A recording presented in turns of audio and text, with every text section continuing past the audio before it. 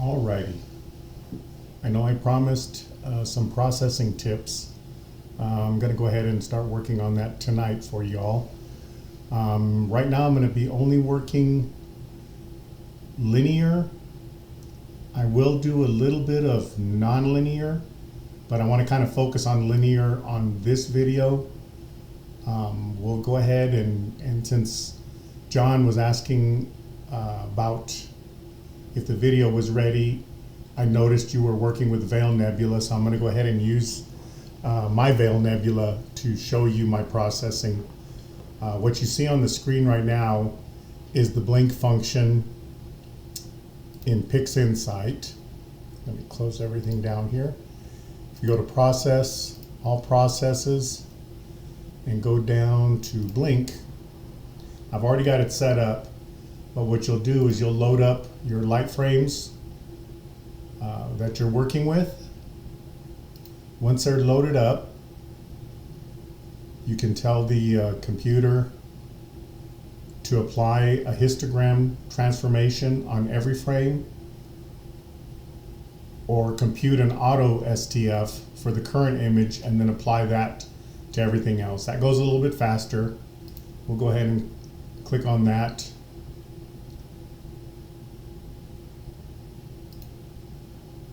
And let's see, I did something goofy here.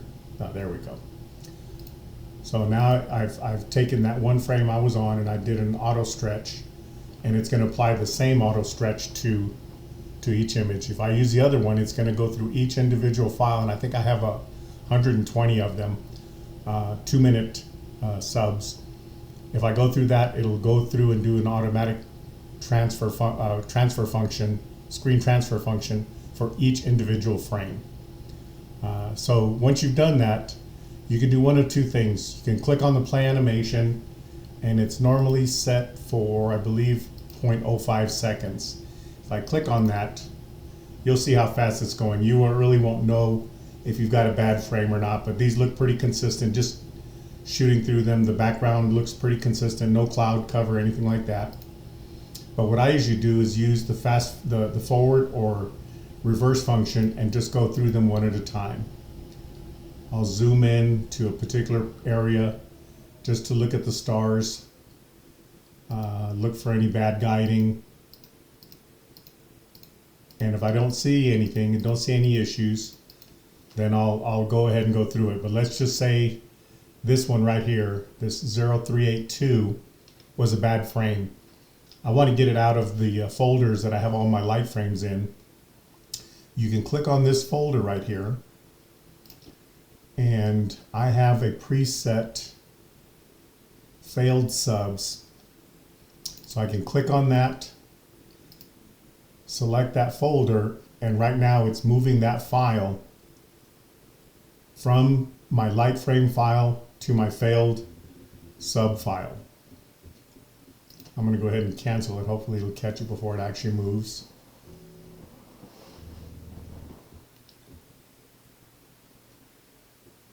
So after you're done with that, you can see everything. You can look at stats. I guess you could do a video if, let's say, you're doing a comet. But usually I just do it just to run through to see if there's any major problems. Minor problems we'll fix in the pre-processing and processing. So let's close that out. So then from there, I would go to Script, Batch Processing, go to Weighted Batch Processing. I'm currently using the most current version of Pixinsight. They have corrected a lot of problems on the latest major upgrade, where I know a lot of people are having problems with scripts and other things. But this one seems a little bit better. But for some reason, weighted batch pre-processing runs a little slow to get started up.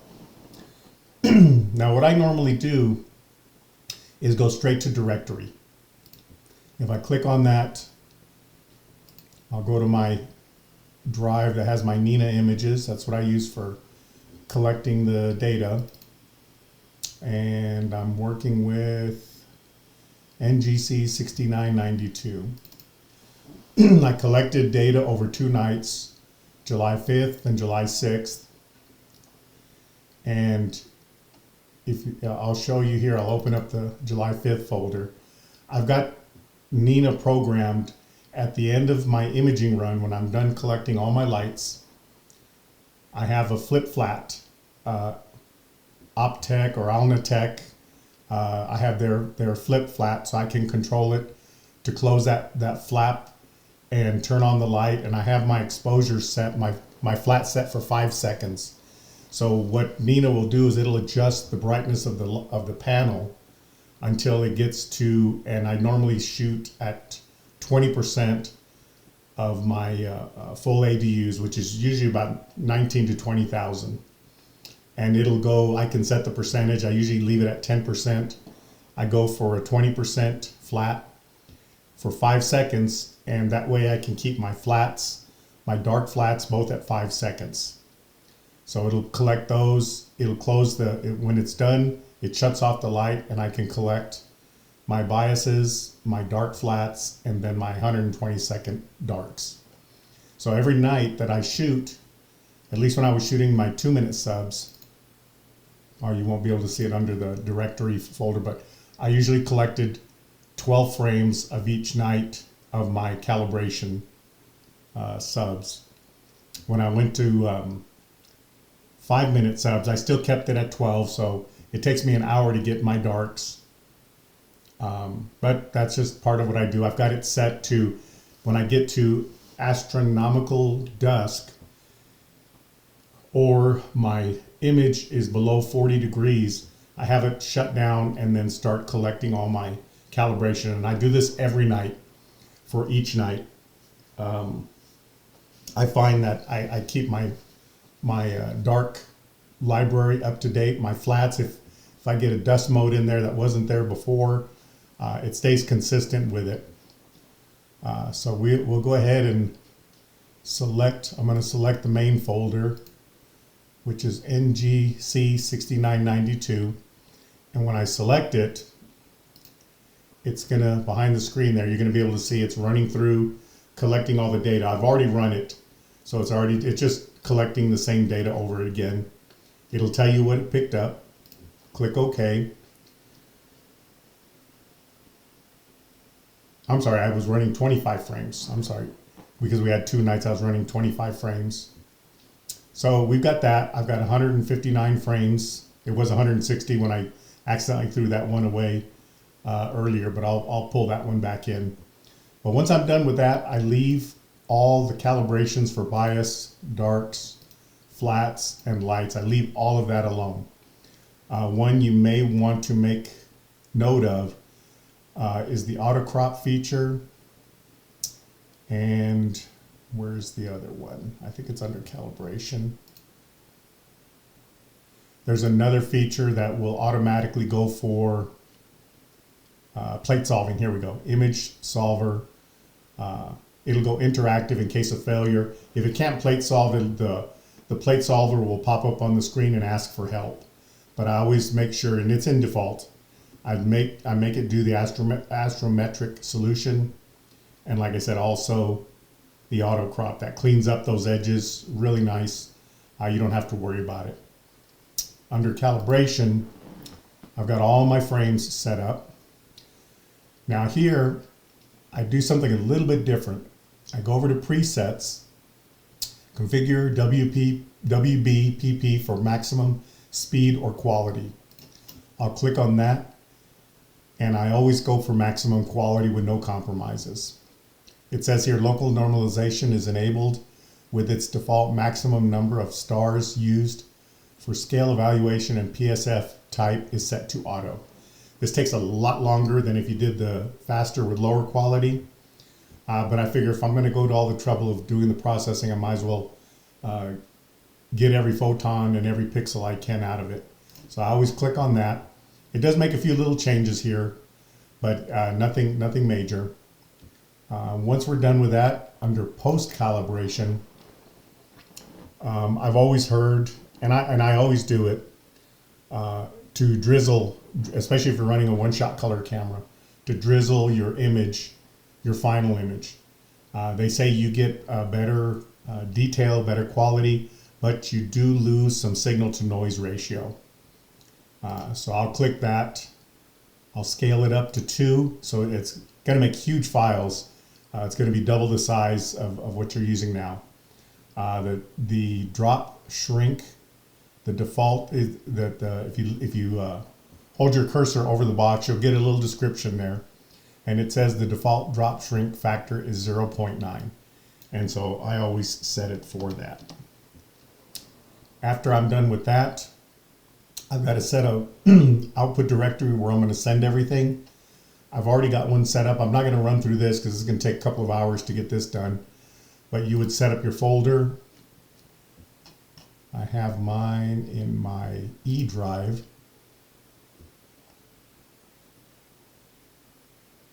Uh, 6992. So I would have that folder. So I would select it. You'd see it in the output directory. You can run diagnostics to see if there's any problems. One that especially I'm working with this 2600 chip, this IMX571 Sony chip, especially running 2-minute subs. I've had to jump to 5, but even 2-minute subs, you go through a lot of hard drive space. Right now, I currently on my main computer, I have a 15 and I have a 5 terabyte drive. My 15 terabyte drive is my raw images that I'm collecting from the observatory. My 5 terabyte is where I do my processing, but that one seems to fill up pretty quick. Like I said, it's got 5 in there right now. I've got about 2.5 terabytes available. This is going to take 116 gigabytes, so we're still got space in here. So I can click OK, and then there I would click Run, and it would go through the whole process. When it's done, I'm going to have the following images. Let me go ahead and close this out. Go to File, Open. I'm at 6992. I've thrown away all the other folders. I've never really used them for anything. So once I'm done processing, you have calibration files, folders, registration folders. The only one I keep is the master. And so if you look at it, let me get rid of a couple of items here. That way you'll see exactly what you should be seeing. Okay. The two that we're most interested in is this one right here, the RGB auto crop, and then the drizzle 2x auto crop. Those are the two that we're going to work with. But if you want to look at these other things, here's your master bias, your dark, your flat dark, your master flat. Let's look at that one real quick just to show you what my flats look like with 5 seconds at 20% ADU.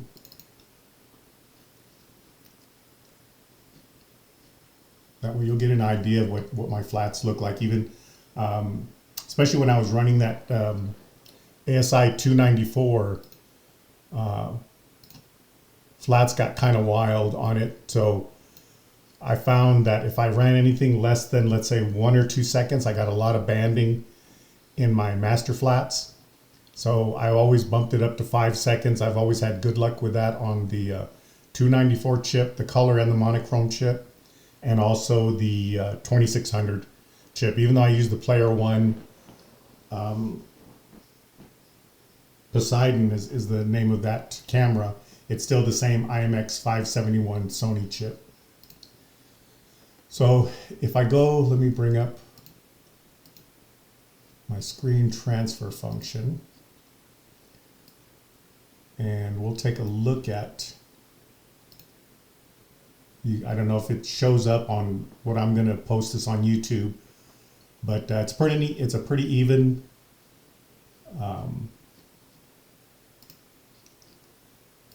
flat field.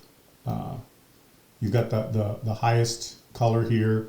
I see a couple of dust spots in here, and you taper off your vignetting out on the edge, even though this is a very flat telescope. The Esprit 120 is flat, I think up to something like 44 millimeters diagonal, so it'll take a full frame camera and give you a flat field, but you're still going to get some vignetting. If I'm right on the auto STF stretch, but if I do a control click, it'll give me a boost on it. Oh, sorry.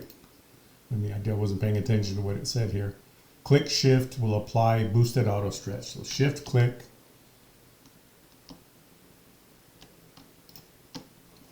And it almost looks, except for the very outer edges that are dropped off, everything looks pretty even. But don't worry if you do have dust spots in there. This will take care of it. This particular type of frame will take care of that. So let's go ahead and close that down, and we're going to open up our processed file from weighted batch pre-processing. So we're going to use the RGB auto crop. So we'll open that up. You're going to get two images when you open up the file. The first one is what it auto cropped. So if I do a quick auto stretch, you can see how it auto cropped from all the dithering that I did throughout the 2 nights. That white line that you see there. I dither every frame, and then about every 30 minutes worth of frames, I tell Mina to recenter. If it's off more than 10% of 1 arc minute, to go ahead and plate solve and center it up again. But you know, it seems like an awful lot to cut out of there, but what I was looking for, I got. I think it gave me the image I wanted. And you know, what we're ultimately wanting is to get a quality image. So we don't need this for anything, so we'll close it. Now we're going to go ahead and do a screen transfer function. I believe it's I can't remember if it was the eastern or western veil. But what I'll do is, if I keep the files linked, that's that little chain that you see there. If I keep them linked, you're going to see what kind of an image I get. Now, because I'm using the Antlia tri-band RGB filter, it tends to shift into the blue. So in most people, their images come out in green if you just use a standard UV IR cut filter. Some other filters you might use, you're always going to go into the green, since on a one-shot color camera you normally have 2 green pixels, 1 red and 1 blue. So you're always going to lean into the green. This filter shifts over to the blue. The way I get a corrected image is to unlock the link and then click that auto stretch again. Now, looking at the picture, you can see I've got a little grading issue here. Overall, the image came out pretty good. If I zoom in a little bit, and if I hold down the space bar, I can move around on the image, kind of look at how things came out. Overall, I'm pretty happy. I think I had five hours on this image. So the next thing I want to do is talk to you about these couple of buttons here. If I click on this little one right here, it says zoom to optimal fit, and it looks like a little window on top of another little window. So it's going to keep this same size, but it's going to shrink it down to how it opened. I usually don't use this image. It's a little too small for me to see. My eyes are getting old, so I use this little one here. It says zoom to fit. If you click on it, it'll expand, so you keep everything in the frame, but you get the largest image you can with your screen. Like I said before, we are working in a linear image. If you look down here at screen transfer function, you've got this little computer monitor here that's highlighted. If you go to the top, you have that same one. If you ever want to know if you're in linear or non-linear state, click on that. As you see, it turned dark. So this tells me we are still working with a linear image. When we get towards the end, we're going to switch over to non-linear. And that's where you're going to end off going out to GIMP or Affinity or Photoshop or whatever you have that you might want to play around with the colors, features, and some other features that Pixinsight is a little less intuitive to deal with that.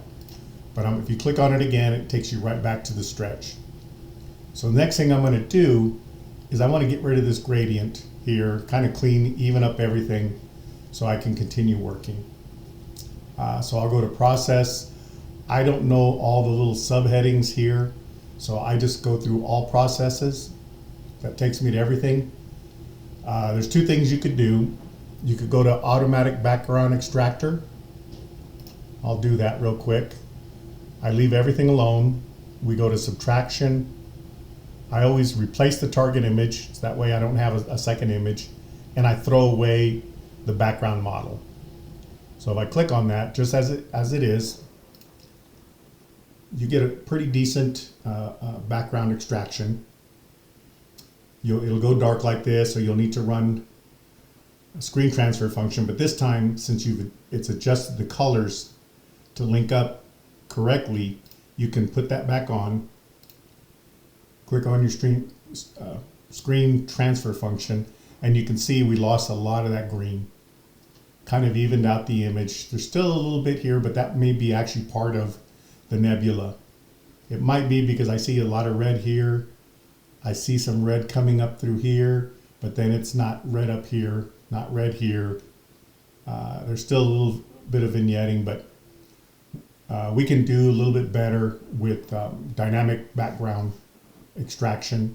But this gets you to a real good point right here without having to learn some of these features that are really, I had to scratch my head for a long time trying to figure these out. The other thing I can do right now is I can reverse that extraction. Don't get worried when you see that, because what it's done, since we're still linear, we'll just rerun the screen transfer function, unlink, run it again, and we're back where we were before. What I like to use, and I've got a little bit of a process that I've seen other people that know more about Pixinsight than I'll ever know. They use dynamic background extraction, and they do a real neat feature here, and I'm going to show you how I do it. Click on the image, just click on it once. You'll get the crosshairs in here. That means you've activated the dynamic background extraction. These are the changes I make. I go tolerance, I go to 2. Shadows, relaxation, I go to 6. Now, normally this screen isn't showing, but if you go to sample generation, it has its own setup, which works. But for what I'm going to use, I bump up the radius. For my camera, I can bump it up to 100. And I'll keep the 10 samples per row. We'll generate it. And I don't know if you can see it on your screen, but I've got these large boxes throughout the screen. It's even running into some of the Veil Nebula itself. But we're going to do something here. If you click on one of those boxes, it turns green. Right now you see that one up in the upper corner is green. So if I go to this one, click on it, it turns green. Now, if I hit my delete key on my keyboard, I'll erase it.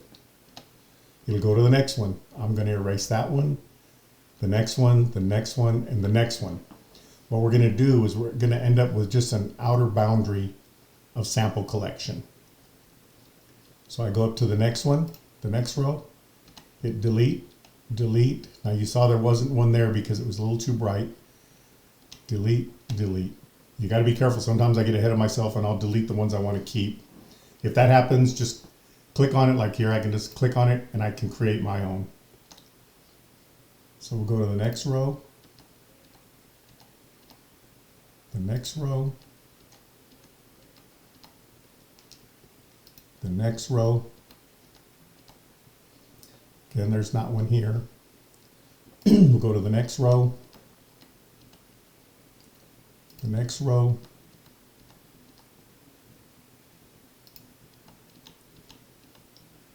and the last row. We're only going to leave that outer boundary that we're going to pull samples from. Same thing here. Our correction is going to be subtraction. if you're not sure whether you're going to do division or subtraction, if the problems you're having in your image are strictly light pollution, subtraction will work. If it's a mechanical issue, whether your mirrors aren't aligned, you're getting other problems that are more related to your camera or to the telescope, your focuser, your filter, something like that, then you would use division. But if it's just, you know, standard moonlight, light pollution, anything like that, subtraction will work fine. We're going to replace the target image. That way we don't have two of these.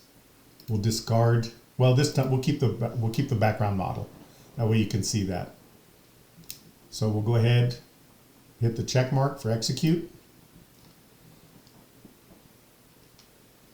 Now the image we have here is the background model. So if I click on it, kind of looks weird here. You've got these lines and bars. It looks like, wow, is it really making that much of a definition between one gradient to another? You can see the green here. There is some dark here. There was some green in this area here. This is a function of your computer screen not being able to generate the high resolution of the image you took. The way you get around that is if you come up here where you've got the linear and nonlinear screen function, there's another screen with a 24. It'll take you from 32-bit to 24-bit lookup tables. And what it does, if you click on it, you can see now it smooths out that gradient. So you can see better what it's actually taking out of your image. So we can throw that one away. Again, we've got a dark image, so we have to do another screen transfer function. And it took that little gradient that was here and that little gradient that was there out of the picture.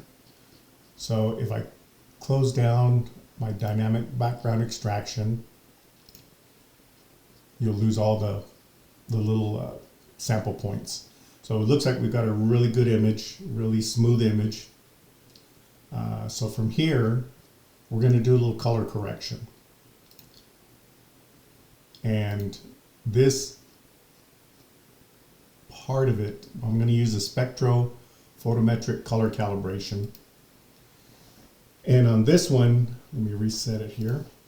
On this one, the reason why we did in weighted batch pre-processing, there was that auto plate solve. It needs that plate solve in order to figure out what this image is.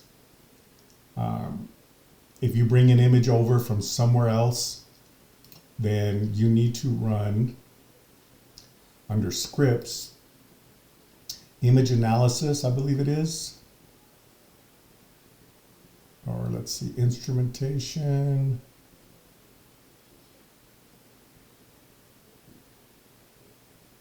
Always have to look for it. Hold on. There we go.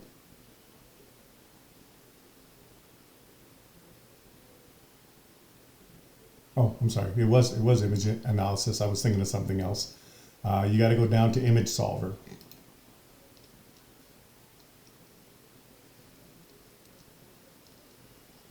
So it's going to pull whatever information it can. It's got my pixel size on my camera. It's got the focal distance, but it's using the resolution. I get just a little under 1 arc second per pixel. For what we shoot here in El Paso, you want to cut your arc seconds per pixel to half of what the seeing is here. And it's usually anywhere from 3 to 4 arc seconds per pixel is what the seeing is in my neck of the woods in Northeast El Paso. So I want to go at least 2 or below. I'm kind of oversampling my image, but that's okay. I'll deal with that.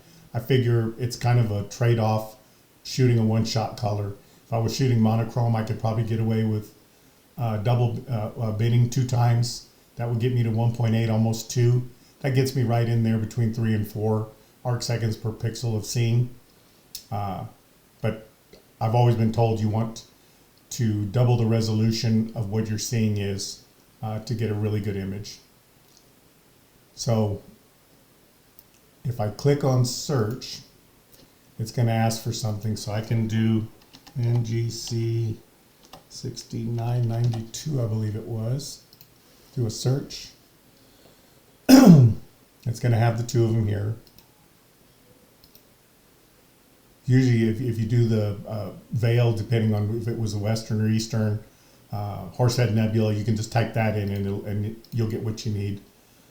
So I'll click OK. Now I'll click OK down here, and it'll go through plate solving. Now this is if you bring up your FITS files over from, let's say, AstroPixel processor. I'm going to post these images up, so if I send them to you as a FITS file or put it up as a FITS file, you'll need to run this for the photometric calibration to work.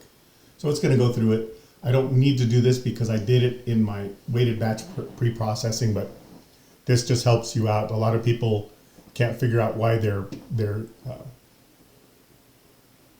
color calibration doesn't work, and this is why. So it's going through its process. It's figuring out my location, the stars. So it's done. So from here, I could go to spectrophotometric color calibration, which, like I said, it's already been set up. Now here, you gotta make a few little decisions here. For it to work, I won't go into detail here, but if you look at, I believe, Adam Block has a YouTube video that he talks about the Gaia database. What you want is the DR3/SP. It's specific for the spectrophotometric color calibration itself. He goes through how to install that. It's a lot of files you have to set up in Pixinsight. There's several catalogs. You can probably get away with the small catalog. I put in the complete catalog just to be on the safe side, and I haven't had any issues with it. Excuse me. So here's where you can make some adjustments to set up the color calibration based on your camera, the filters you use. That'll help you get a better image. First thing here is it always defaults to average spiral galaxy, which they say is the best default. We'll go ahead and leave it there, but normally if I'm not shooting a galaxy, I scroll to the bottom and use photon flux. But use either one, they're both good. It defaults to ideal quantum efficiency curve. If you click on it, it's got several chips in there. If you have a 294 camera, that's the chip in it is a Sony IMX492. John and I believe you have that 183 and the 294. So you could use the 183 on that camera, the 492 for your 294. The other one that I have is the 571, which is the chip I'm currently using, or any of these others. The 533, I believe somebody in the group has that camera. But the 571, I click on that. When I was using my Bader UV IR cut filter, I just left this alone. Now, there's a ton of filters they put in here that get you where you need to be. If you have any of these filters, if you're running any of these cameras, you can default to those. Currently I'm using that Antlia tri-band filter. So for each color, red, then green, the same Antlia filter, and blue, the same Antlia filter, I've set up my hardware.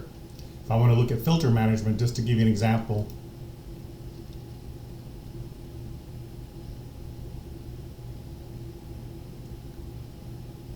let's see. Curve Explorer. Here we go. So if you want to see your particular filter, I'm going to go to the Antlia.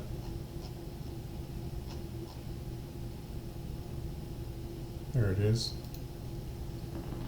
There's the peaks of each of the filters that pick up the red, green, and blue.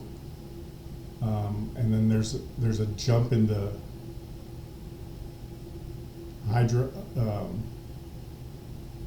the HA. That's why that filter is real good about picking up HA data.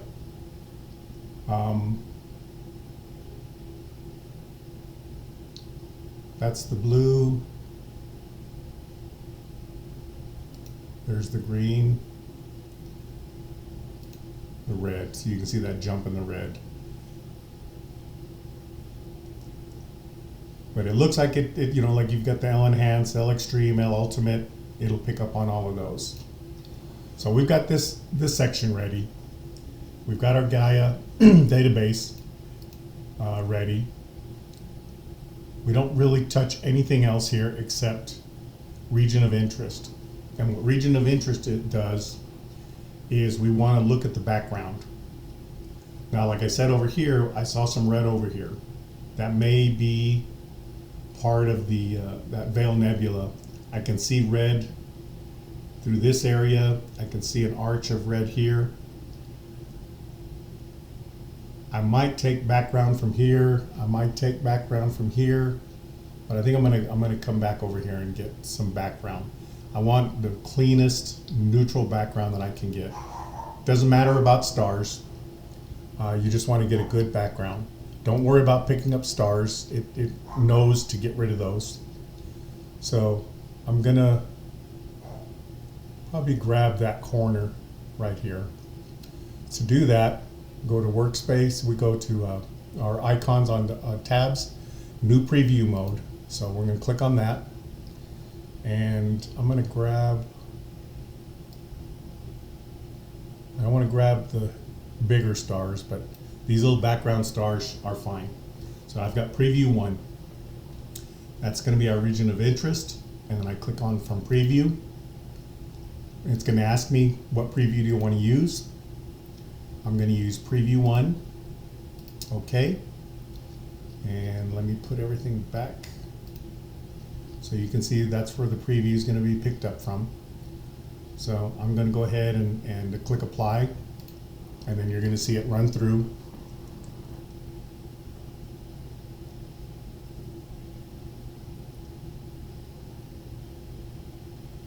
It's pulling all the samples it needs. It's pulling stars from that Gaia database. But that database is color corrected. Since those images were actually taken out in space, there's no color cast or color balance issues with that like we have shooting through the atmosphere.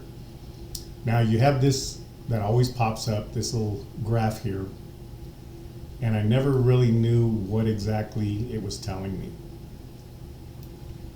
The best I can tell you is if these bands that you see here, these angled bands, well, I ruined that one. But if they stay close to that line, like you see here, this one is staying close to that line, that means your correction went well. You see a few of these little outliers here, that's okay. There's even some way out here, but those are okay. The majority of them are along that angled line. That means you got a good color correction. So we'll go ahead and close this. We're going to get rid of that preview. So we click on Preview and delete. We can delete all. That'll get rid of that preview. So we're stuck with our image here. I can go ahead and do another screen transfer function. Brought up the background a little bit. But now we pretty much have good colors with our image. The one exception to that is if I look at some of my blue stars, let me zoom in here. In this case, I've got blue stars themselves, but sometimes you'll get these blue stars will have a green cast in them. And especially with this Veil Nebula, you see a real big change when you color correct for that green. You can see down here in this corner, let me zoom into the corner. This corner's kind of got a green cast to it. If you look at, zoom into these individual pixels, there's some green cast in there. And so we can make a correction here if we want. We can leave it alone, but I'm going to go ahead and make the correction right now. We go to Process, All Processes, and we go to SCNR. We can take any color at any levels and remove them from the image. I'm going to leave green, average, neutral, 1, the amount, that's the default, and I'm going to preserve the lightness. If I click Apply, you see the big change here was, let me zoom in here, this part of the Veil Nebula went from green to blue. If I go back here and I can back up, you can see where the green was. Now it's kind of got a blue tint to it. Both of them, I like both of them, but I really like playing around with that blue. The green sometimes gets a little too fierce in post-processing. So let's knock it down to 0.50. See what that looks like. Click Apply. The blues is there. If you look at this corner now, you don't have that green cast in there. If I back up, which I'm doing here, you can back up and redo. So I'm going to back it up. So we've got that green, and down here at the bottom here, there's a little bit of a green cast. I'm going to go ahead and leave it at the defaults. I'll run it one more time to redo it, and I'll leave that because I like that blue feature. So we'll close that. So we've extracted the background. We've got rid of the vignetting, any of the anomalies that we have in the image, a moon cast or something like that, or a street light near where you're shooting, light pollution, that kind of stuff. We've done the color correction. We've pulled that little bit of green out of there. So now we're going to go on to some parts of Pixinsight that are not part of the basic package. That's the Star Exterminator, Blur Exterminator, and Noise Exterminator. Those are products that a gentleman by the name of Russell Croman has developed, and it makes processing a whole lot easier. If you can afford to buy them, buy them. I'm sure you can do a lot of these things in Photoshop, but I'm too lazy. Those exterminator programs that Russ Croman put together save so much time and headache. So the first one we're going to work with, if we go to Process, All Processes, and we're going to go to Blur Exterminator. Now, what I'm going to go ahead and do is I'm just going to click, I've been clicking on this little box right here. This will reset your boxes to default. If you have this box on any of your menus, sub-menus that you pop up, this will reset everything. I was playing around with some of the non-stellar sharpening. What this program will do, Blur Exterminator, it'll reduce the intensity of the stars. At the same time, it's adding detail to the image. Now, if you look, let's say down here, I'm getting a lot of detail in this area. You can see some of those tentacles on top of the red mixing in, and there's some good detail in here. I want to bring some more out. So sharpening stars, I leave at 0.25. Excuse me. Adjusting star halos. If you like those brighter stars that have that halo around them, you can get more color out of the stars. You can play around with that. I leave that alone. I'm more interested in shrinking those stars, making the object I'm shooting the main object when you look at the image. I don't want to look at a sea of stars. I always leave automatic PSF alone. If you try to get your full width half max on an image and input that manually, there's ways to do that. One of the things that Blur Exterminator will not do is, let's say you had really bad guiding. So you don't have perfectly round stars, you've got egg-shaped stars. If you leave automatic PSF alone, it'll try to sharpen up those stars and make them round. If you go through and get your full width half max and put it in here, you have to play around with this, but it's not going to correct for the roundness or the lack of roundness of the stars. So leave that alone. I've never really touched any of this stuff. What I have been playing with, though, is this sharpening of non-stellar objects, and I'll for right now, I'll leave it alone. If you run the image, you're really not going to see any detail changes. If I push this all the way up to 1, you see a lot of detail change. We'll go ahead and do that. I'm going to push it all the way up to 1. This is going to take a little bit of time, but I'm going to go ahead and apply it. Let's go ahead and just let me find a good part of this image where you can really see, yeah, here, these tentacles will really make a difference here. So we're going to go ahead and run it. You can run it in preview mode. I really haven't done that. They say it saves your processing, but I pretty much know what I want to do here. I leave it pretty much everything alone. I might play with this, or if I don't want to sharpen the stars, I'll bring it down a little bit, but I just leave it as it is. Let's just go down to 95 instead of 1. And we'll apply it. And we get to sit and wait.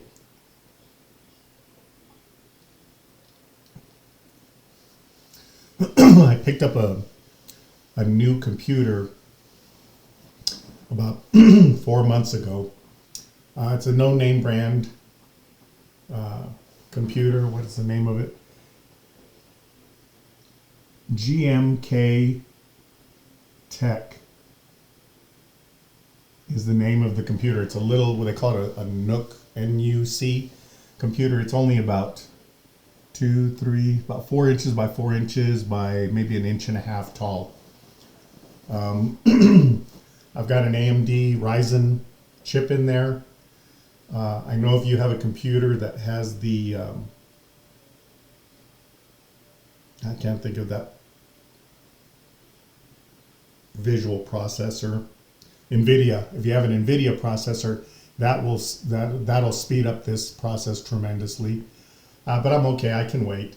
This AMD Ryzen chip does a real good job. The computer came with 32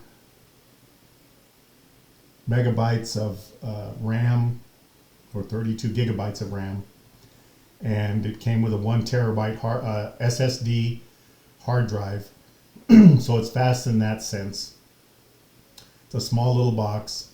It's run probably 10 times faster than my laptop. And my laptop was only about 2 years old. It has an AMD, a little bit of a slower processor. But this thing walks all over it. I think I only paid $400 or $500 for this computer, and it's done me well.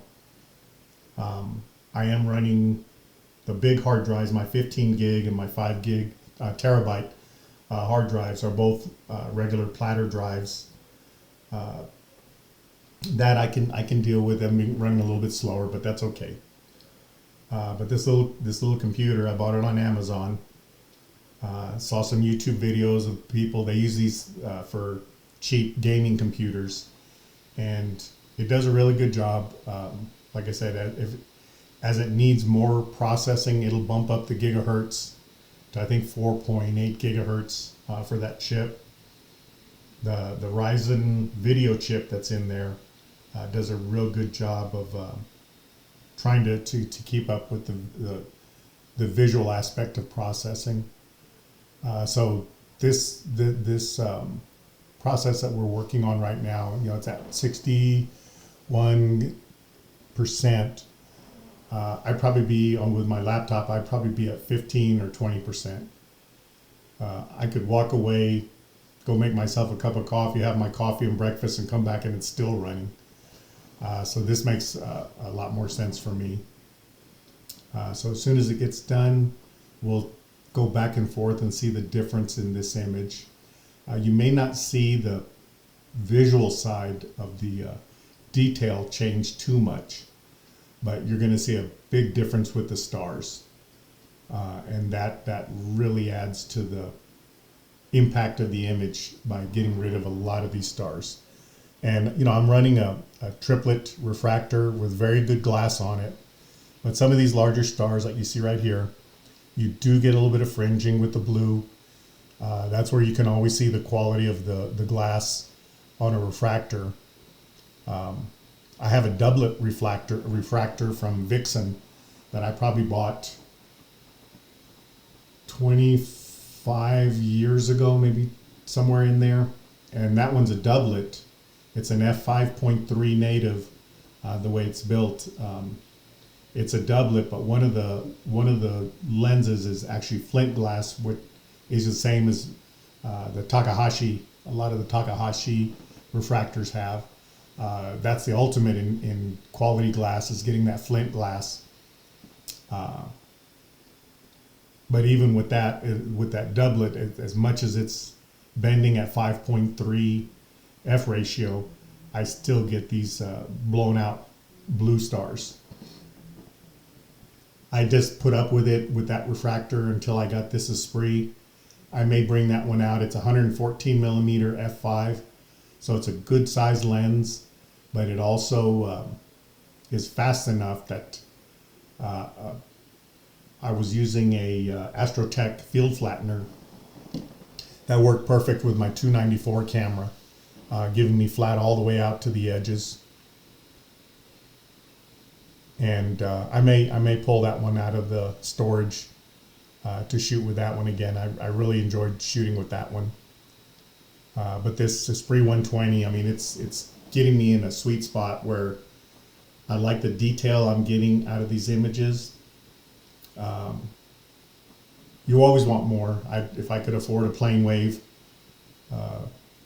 telescope on one of their dedicated mounts to get all those beautiful galaxy pictures they get with a 16-inch plane wave telescope, I would love to do that, but I can't afford that. I haven't won the lottery yet. So until then, this Esprit does me very, very well. I also have an Astrotech 72 millimeter that I have a focal reducer. I think the focal ratio on that is something like f4. That's what I use for like the North America Nebula, Andromeda Galaxy, the really big images there. I don't have to mosaic them. I can get them with one shot. Okay, we're done here. Let's look around, and the first thing you'll notice when I go back and forth is look at the stars. You can see a big difference in the stars. Now, if you look at, let's say this area right here, we'll zoom in here and go back. You can see there's more definition in some of the tentacles that are going back and forth. This is after, before, after. So we'll keep that. So let's close it down. Put everything back. Now if I look at the whole image and we go back and forth, you can see there's that sea of stars, and now they've toned down enough that now the Veil Nebula is really looking good.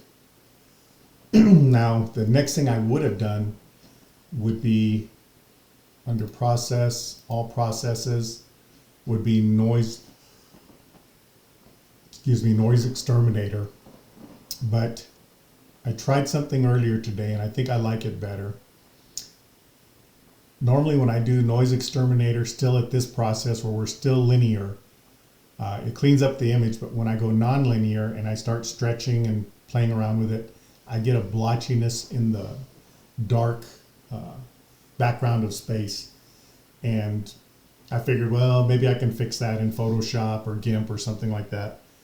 But there's a gentleman that owns an observatory system up in Utah.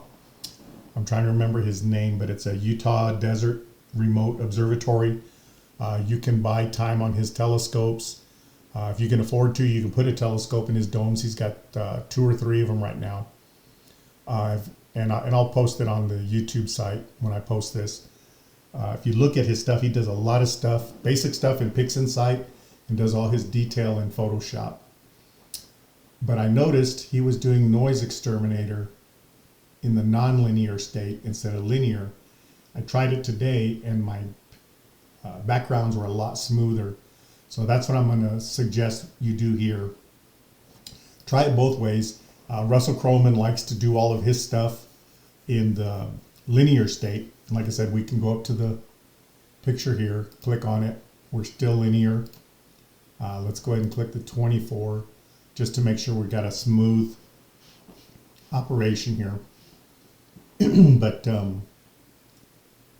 right now what we'll do is we're going to go into a nonlinear state. We don't need screen transfer function.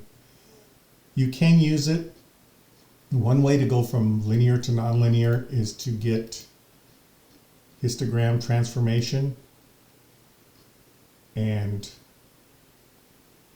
you would just take what the screen transfer is here and drag that little triangle, for instance, and drag it up to the bottom part of histogram transformation. You can click on this little check mark here and it'll bring up the actual histogram. You can click apply and it'll apply this stretch. But I use a different piece of software. It's a script that people are writing for different functions to make different functions of the Pixinsight a lot easier. And I use a product called Easy Processing Suite. Their soft stretch. Now, if you're going to download this, and I'll post some stuff in YouTube, but if you're going to download it, there is an issue with that big update from Pixinsight. This program stopped working. The developer decided to throw in the towel and say, I'm done developing this. All of the processes that you see there, star reduction, HDR, denoise, deconvolution, and stretch were really nice programs. But the one I liked the best was this soft stretch. It gives you a nice smooth stretch, keeps a little bit of the dark area from clipping, gives you enough room to play with. So if I click on it, it'll do its thing and it'll show you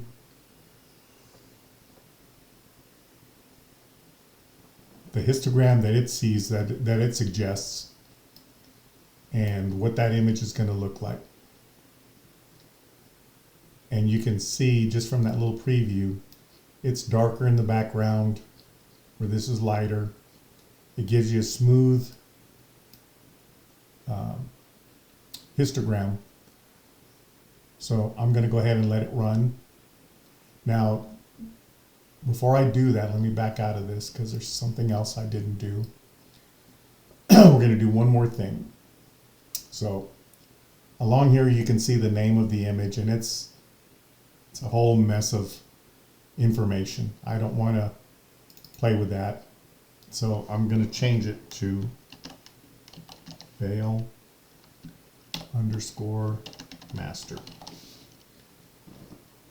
That way I know this is as far as I've gone. I'm real happy with it. But what I'm going to do next, I'm going to make a copy of this so I don't destroy it, because once you go from linear to nonlinear and want to go back, you destroy everything, and I'll give you an example of that. So I'm just going to click on the little tab here and drag it over, let it go. Now I've made a copy.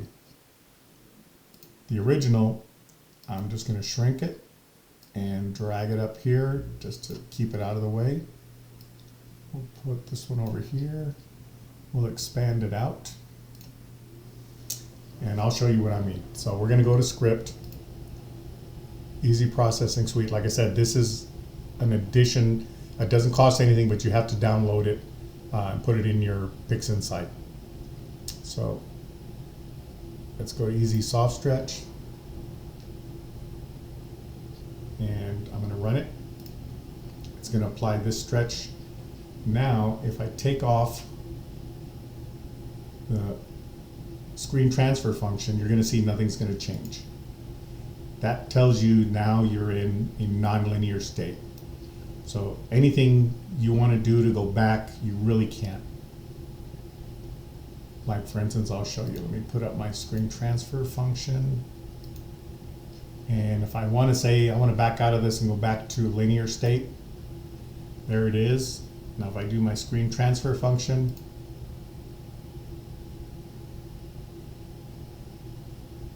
I got lucky on this one. Normally it blows things out and it looks really bad. So I got lucky that it didn't do that. I don't know what I'm doing at some point in the process. Maybe the noise reduction, the noise exterminator, and then going to from linear to nonlinear after that causes the image to get really nasty. But this is good. We know that we'll use that instead. So I'm going to go ahead and put back my nonlinear screen stretch. Now you see it went white. Now that's because I've got the screen transfer function and the nonlinear stretch running at the same time. So I basically doubled up the stretches. So if I click on that little screen down there or this one up here, it puts me back to a nonlinear state. So let's close that. We're not really going to work with any more stretching screen transfer functions anymore. We can zoom in. There's still noise in the image. That's what we're going to tackle next. So we'll go up to Process, All Processes, and we're going to go to Noise Exterminator. This one, I played around with it a little bit. The denoise defaults to 90. The detail goes to 15, I believe it is. Let me click on the little box here, and you've got 15. That'll do pretty good. The denoise is the percentage of smoothing you want to do. The detail is how much detail you want to enhance. 15 usually works. I've been playing around with this image, and 30 brings up a little more detail. If you go too far with the detail, you'll start to see the panda eyes in the stars, that black panda eye looking on your stars, and you don't want that. But 30 seems to be a good one. Same here, you can preview, do a real-time preview of the image. This little computer can process the noise exterminator pretty quick, so we'll just let it go. Let's see, let's go back up to that part of the veil that we looked at earlier. That's a good selection here. So we'll go ahead and let it run, and we'll see what it looks like. Like I said, that Ryzen chip in that AMD seems to like noise exterminator better than blur exterminator. Now, if you use that drizzled image, I know at the beginning when we pre-processed, if you want to use that 2 times drizzle image, which is supposed to give you a lot more detail, especially like I said, these little tentacles and clouds here, you're basically doubling up your resolution. That's what the Hubble uses to get detail out of the images they use. I believe NASA created that drizzle technology. But you can see right now, it's already done. You can see the big difference just looking at the image. We'll go back and forth here. That's before, that's after. Now if you look, let's say you look at these clouds right here. We'll go back, forward. if we really zoom in, see, that's where the drizzle really helps out. My stars are pixelated, even though I'm running 0.9 arc seconds per pixel. I look at that and I say, well, that was a one-shot color camera. So I have to quadruple that number because I've got the 4 pixels per pixel, you know, the 2 greens, the red and blue. So I'm not really 0.9, I'm probably 3.6. The drizzle will get you down to 1.8, which will be perfect for that scope camera combination. But this is okay. I'm not really zooming into the stars that close, except for just my processing. When I'm looking at it full the full image, so none of that shows up.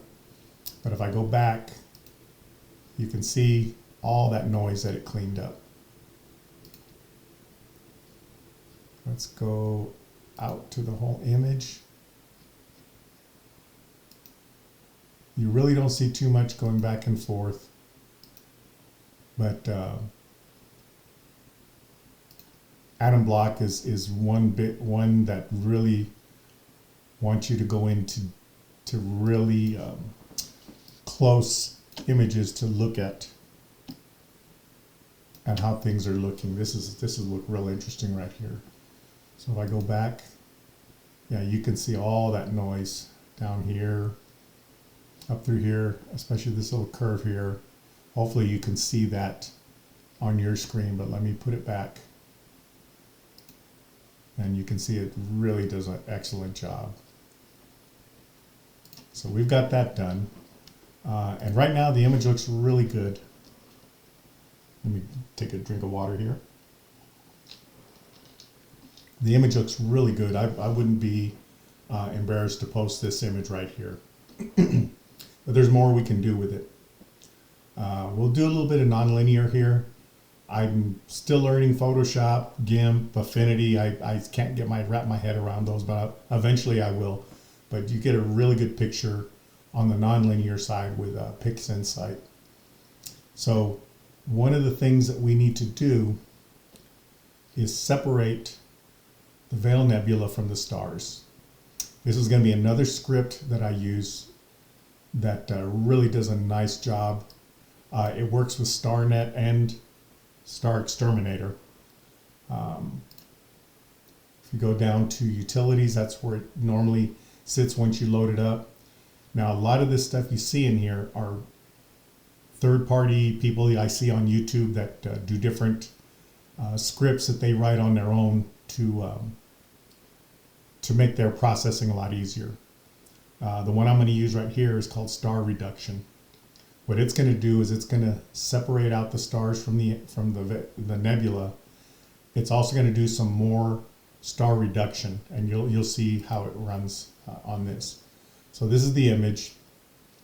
I'm working with the Veil Master clone, which is the one you see here. That's the clone of the master. I haven't touched the master yet. I don't have a starless image. What we're looking at right here is the whole image. So I'm going to tell it to generate one. It's going to ask you, do you have Star Exterminator? If you have StarNet, it'll use these functions for StarNet. Star Exterminator, if you have let's say you're doing a galaxy and there's not a lot of stars in the image, you want to use that large overlap because Star Exterminator is looking for stars. If it doesn't see any, it doesn't know what to do. So if you're doing a galaxy with very few stars in it, click on that. In this case, we've got a ton of stars here. We don't need it. It's just going to use the defaults for Star Exterminator. So I'm going to execute it. It's going to take care of everything it needs to be taken care of. You'll see here on the left-hand side, the percentage will start clicking down. Again, this one takes a little bit of time. That processing is pretty intense, especially Star Exterminator does a little bit better job than StarNet, but StarNet's free, and it still puts out an excellent product when you're completed doing the extraction of the stars. Sometimes if you have a lot of halos in your stars, the stars are kind of bloated, it won't pick up that outer halo or bloat. and you'll see those. You'll see that in the starless image. There's ways to clean that up, but when I tried StarNet, I let it go and worked it back and forth and left those ghosts in the starless image, and it did fine. Let's see, we're at 40% right now. Once it's done, it's gonna ask me, the next step is gonna ask me, do I wanna protect these small stars? In my case, I don't want to. I want to get rid of some of them. I really want to show off the Veil Nebula, so I usually don't use this one. If you do click on it, it'll lock those smaller stars that you see over here. These smaller stars, it'll lock them so you can't destroy them, get rid of them. In my case, I'd rather just get rid of them, especially with working with this arc seconds per pixel. You saw those pixelated stars. Those very small stars are probably only 1 pixel. They might be 5 pixels. And at that point, when you zoom in, you just see those blocky stars. And that's why you would use that drizzle. That'll smooth all that out. But in my case, like I said, I want to just get rid of them. And this script takes care of that. The 2 people that work on it are Bill Blanchard and Mike Cranfield. If you go to Bill Blanchard, if you look him up on YouTube, he does a ton of these videos on these scripts that either he writes or other people write that he collaborates with. And this makes it real easy to get through some of this. Let's see, we're at 83% coming up. So once it gets done, you're going to really see what this thing can do.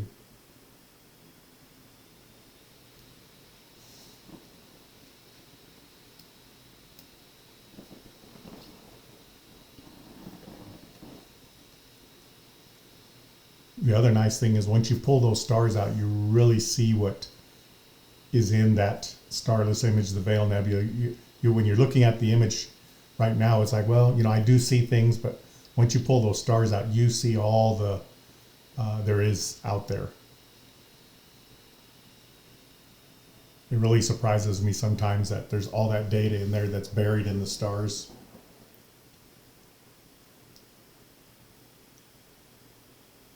Okay, 97. We're almost there. What we're going to work with is this area right here. Okay, so it's already pulled out the stars. If I want to look at before and after, I can do control click to toggle preview, which I'll do right now. Hopefully you can see it on your screen, but if I click on it, you can see the difference with the star field right now and then with a reduction. So I'm going to leave it there. If we even want to zoom in and look at some of the stars themselves, you can see that difference in the star intensity. So what I'm going to do here, the default on this, there's different methods you can do here. If you do like say, let me get down to these bigger stars down here, it'll give you an idea. So there we've got that halo that I was talking about. So if I go to halo method, it might be hard to see on your screen, but it brought more of this halo out.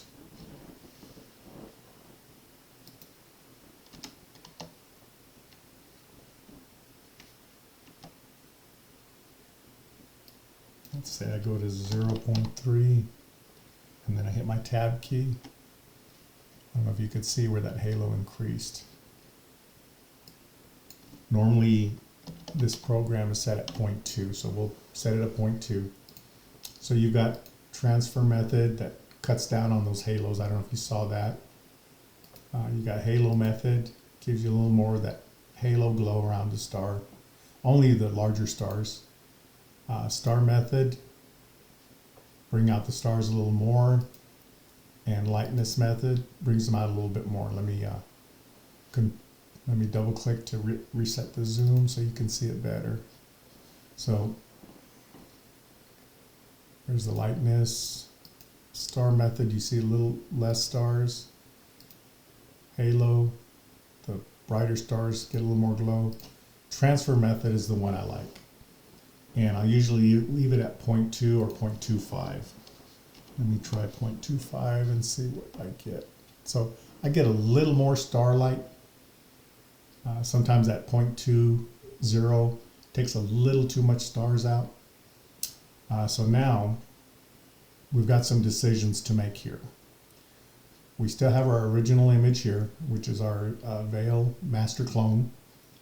It's going to ask you, do you want to reduce the stars on this image? I'm going to leave that one alone. I'm going to create a new image that's going to look like this with the stars. And I'm going to do a reverse stretch, and that way when I come back to put the stars together, it's like it'll handle a stretch method to bring them back smoothly. So we're going to leave all these default. We're going to hit our little green check mark, and it goes by pretty quick. So we're done. We can close this window down. Close down Star Exterminator. There's our star image. This is our image with the stars reduced. This is the original image. Let's get rid of the star image. We'll put it up here. Here's our starless image. This is the one we'll play around with. But let's put that one over here. Some people will take the star image and increase the saturation on the stars, but I'm pretty happy with the stars the way they are. But just to give you an idea, let's put the two images side by side. So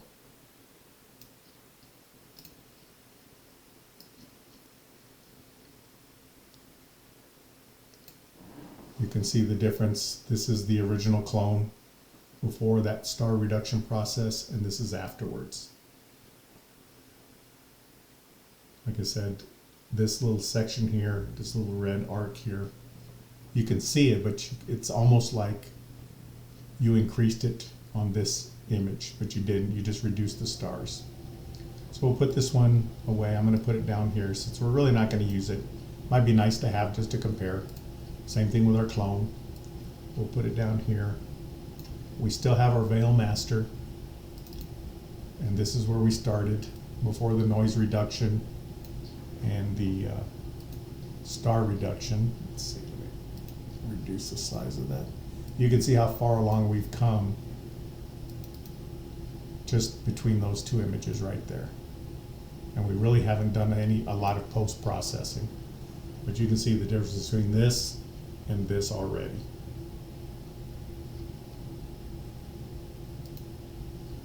So now, we're not going to play around with the stars, but we are going to play around with this starless image. One thing I like to do is zoom around on some of these images, like down here. It might not be, but sometimes you find these little galaxies, but that's still part of the veil. But you can start to see all that detail in the veil.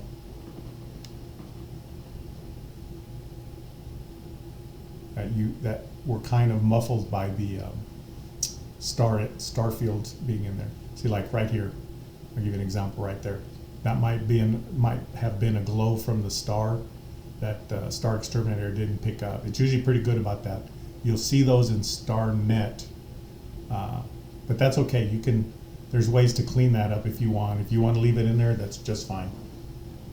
I usually just leave them in there. So now we're going to play around with this one. Now, one of the first things we can do, maybe play around with the background a little bit, maybe increase some of the saturation. So from here, we're going to start using curves transformation and maybe some histogram transformation. So we'll go to Process, All Processes, scroll down till we get to Curve Transformation. Now here's where you can be creative. Let's see, we're going to pull up a real-time preview.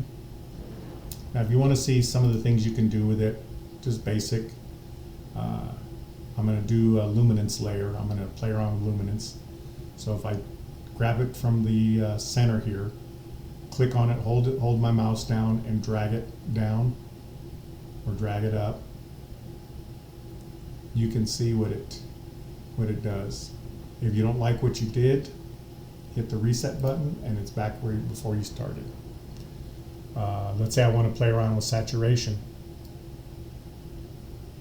I mean, you can really boost up saturation, drop it down to it's almost like a black and white image. Same thing. Click reset, you reset. If I want to change the hue,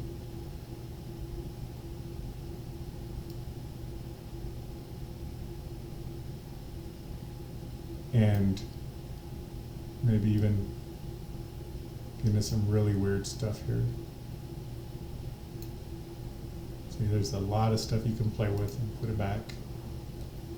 You can just play with one particular color.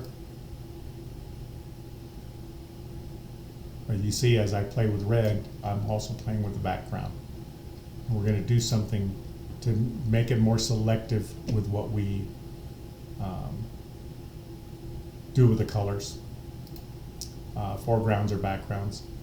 We have A and B that'll change some of the hues and tones too. If I want to go down towards the green, up towards the red, blue and yellow, bring in blue, highlight yellow. This is for contrast. So if I want to boost some of the contrast, I can do that through here. Like I said, hue, saturation, individual colors, and then a combination of all the colors. But like I said, start playing with these curves and you start playing around with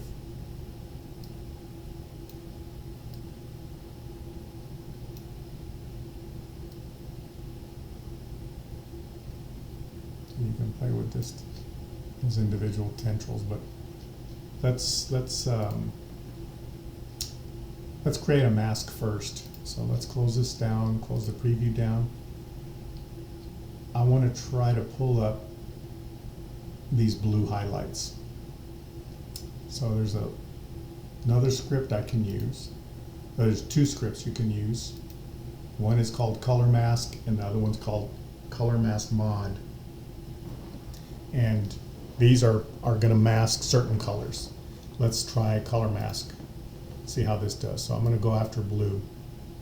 So I just tell it I want blue. I haven't played around with any of this stuff. We want to do a chrominance mask, a lightness mask, linear. I'll leave everything alone. Now, one of the things that when you're playing with masks, you have to figure out, do I want a hard edge on that mask or do I want it feathered? If you know Photoshop, you know how to you feather masks. But in this case, I have these defined blues and I want just those blues. So maybe I only blur it one layer. So I'm going to ask for blue, one layer to remove to give me a little bit of feathering.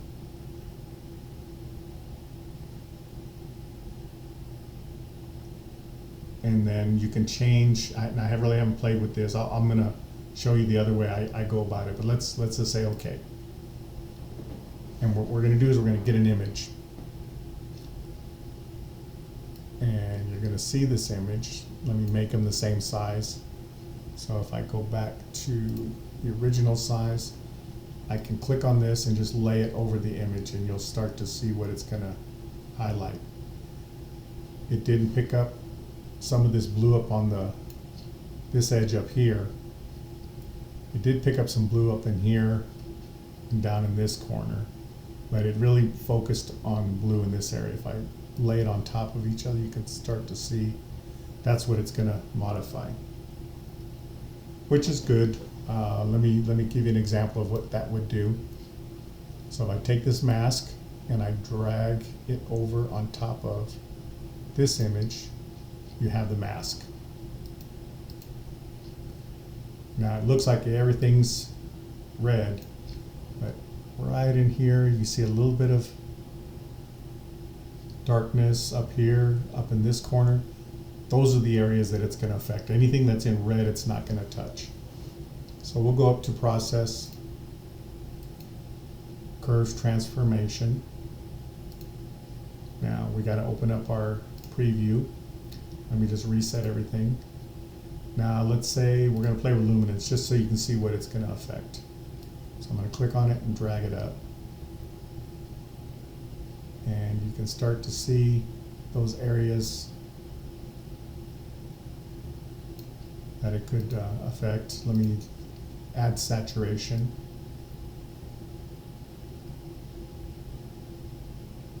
Yeah, it's real minor to see, but a little bit's there. If I want to boost the color, all the colors in that, there you go, you can start to see it. But that's not what we want. Let me go over to, now to get rid of a mask, there's two ways to do it. I really don't need this mask anymore. So in the mask that I have on the screen, I can tell it, right now it's enabled, I can tell it don't enable it anymore. Or I can tell it don't show me the mask. Even though I might have it enabled, don't show it to me, because it looked confusing. But let me put everything back the way it was. Now, if I take this mask and I delete it, I'm going to get a message. There's an existing mask working. Do you want to close it anyway? Yes. It gets rid of the mask.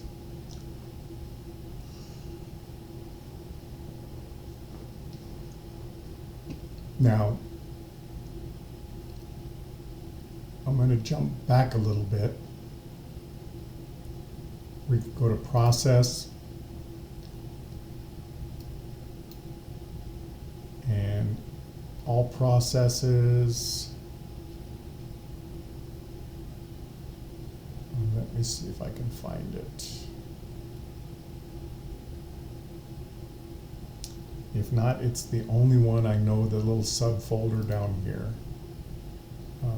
If you go down to Mask Generation and Range Selection, this is another way to get a mask, but this is going to give you a mask for what's the brightest or the darkest objects.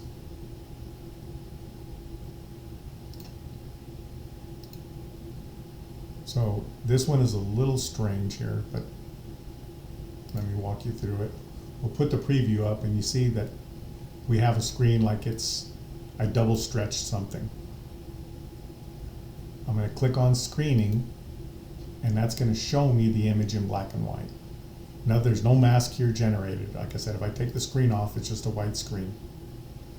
If I take the upper limit and drop it down, you can start to see the brightest part of the Veil Nebula popping up.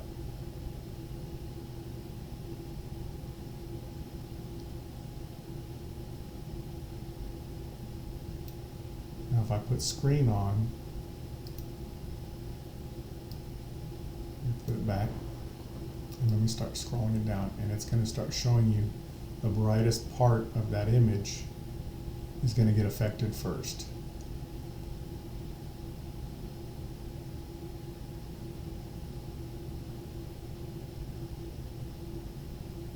And it's real sensitive.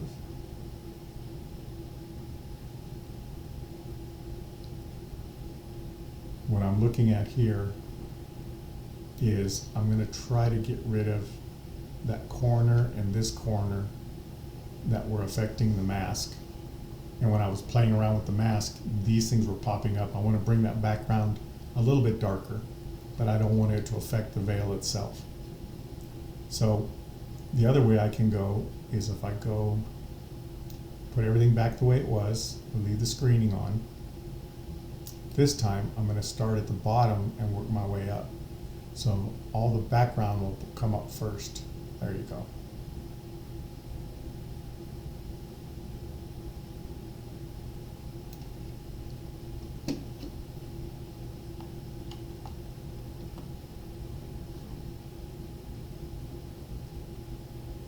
That might work right there. I don't want to, so you can see if I play with it, it's real sensitive. I wish I wouldn't have this so sensitive.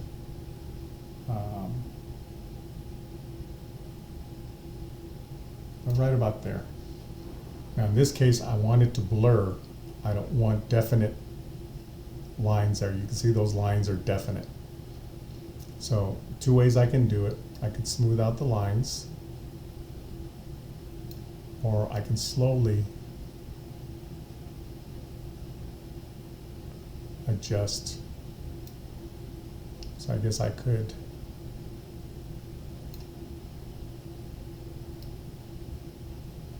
go this route, and that'll give me a little more leeway. But see, you can still see on my screen, I can still see some gray area here. So these areas would get affected. So let me put this back to 0 first, and let's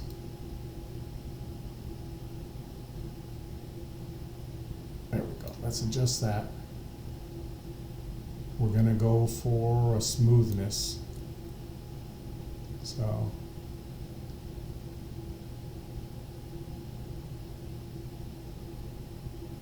I'd say right about there. This should be fine. Now, I made this mistake several times, but shut off the screening. That's your mask right there.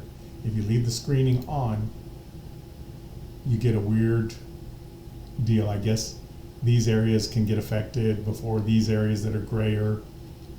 What I'm interested in is this area right here, and I'm going to show you a way you can use this two different ways. So let's go ahead and apply it, and it's going to make the mask. So we'll close down the preview. There's our mask. We can get rid of this for now. So now we're going to drag this over and make the mask.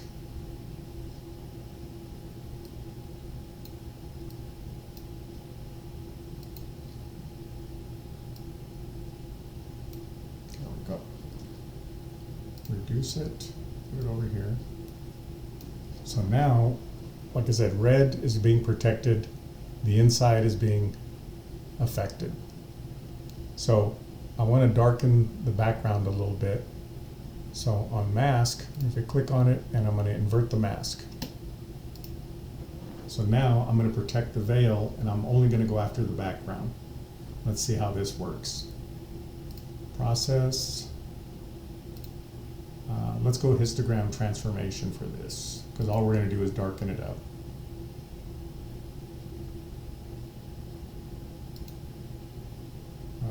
We're going to use the Veil Master Clone Starless.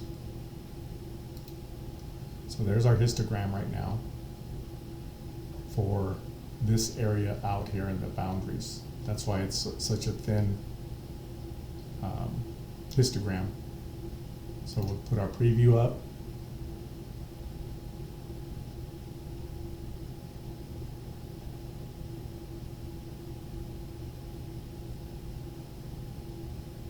Let's see what I'm doing here. There we go. I reset it. So now if I want to, I can play with this area down here and bring my blacks down a little bit. So you can see I'm not affecting the veil except for those outer edges. They're kind of smoothed off. That's a little too dark, but I want to just knock it down a little bit. That looks good. Looks good. If I want to bring up, see if you can see if I want to really exaggerate things. We'll reset it again. We'll just knock down.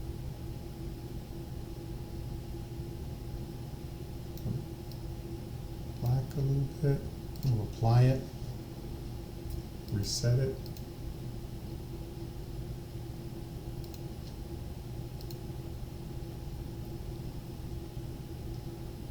Now, if we want to invert the mask, again, so now we're going to look at the veil. Now we could play with this. Let's go to curve transformation.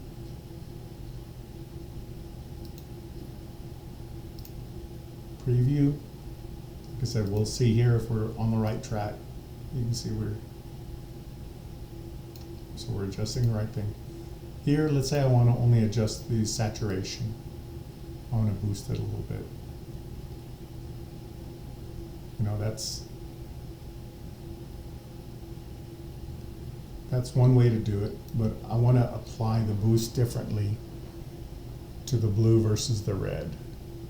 So we're going to make another mask. Let's close this down. We're going to open up this range mask. We're going to close it and click yes, and we're going to get rid of the mask. Now we're going to try to just go after the colors to get a better mask just for those colors. I want to bring out that blue, make it almost fluorescent. So we're going to use another script. Under utilities, instead of color mask, we're going to use color mask mod. This one's a little more detailed. And what this one will do is give you, let's say here, let me zoom in right here. And I like that blue, but I don't know where it is in the color wheel. If I click on it, it's telling me that's where it is in the color wheel. Right now, the color wheel is set to mask anything in this color range. So if I tell it, well, give me blues, you can see it's off to the edge there. Well, maybe cyan. Cyan might work. Blue is a little out of range. But with these bars, I can move this little pie slice around. You can see here. Let's say I want to get that far into the cyan. Let's maybe go a little further into cyan. What I'm doing is I'm making a mask of a color range. So let's say I want to get that whole range from this area in cyan all the way to this area in blue. Everything else is left alone. Let's try to make a mask and see what we come up with. We should just be getting the blues.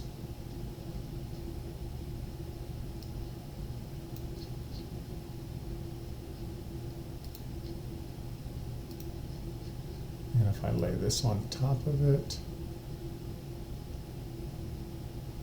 that gives us the lightest blues. So we're getting close. We'll throw that one away. We'll run the script again. It should be in where I left it. Now, let's say I want to get more into the cyan, or in the blue too. Let me get all the way out here in the blue, all the way out here into the cyan. Let's see how this,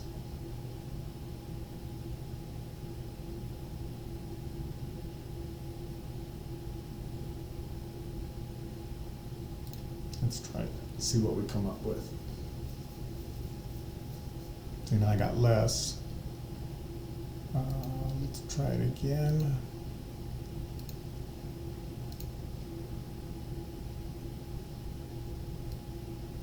Maybe we'll knock that down to 0.50. Let's see what we get. This is where it's just mainly experimenting and playing around. Let's see, I'm still not getting all the blues that I want. I want to get into these areas here too, but we can use that same script, and like I said, we'll look for that color now. So I'm going to zoom in here, and I want to look at that color.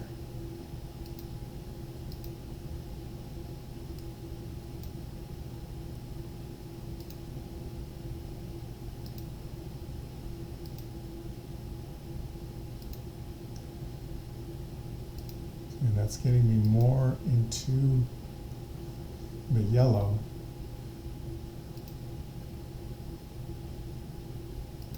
So let's say I want to go all the way. I want to try to get everything except the reds. So let's say we'll push it into magenta, and we'll push it maybe to here. Let's see what we get. We'll push that back up to 1.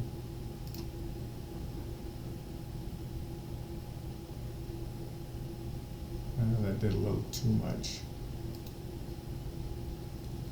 Well, if we can't do that, let's go after the red, and then we'll invert that mask. Maybe that might be the best way to do it. And this is the, like I said, this is the part where it's just trying different things, see what works. Sometimes it works, sometimes it doesn't.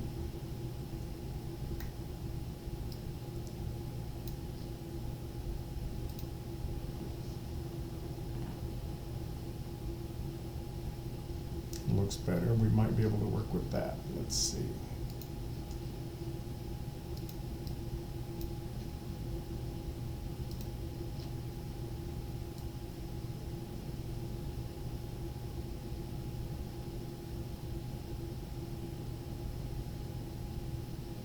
Let's see what we can do with that mask.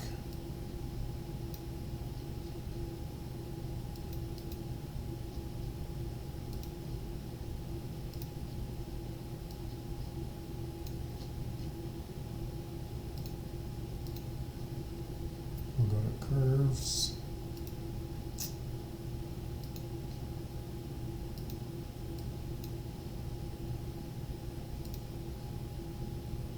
Preview. Let's see what we get out of this.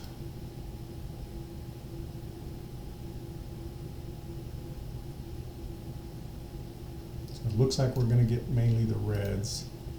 Let's boost up the saturation a little bit.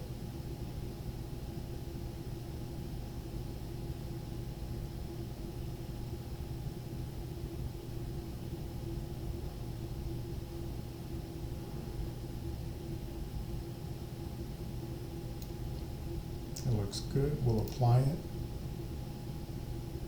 And then you can see where it exaggerated the saturation. We'll just reset it. That'll put us back down. Let's see.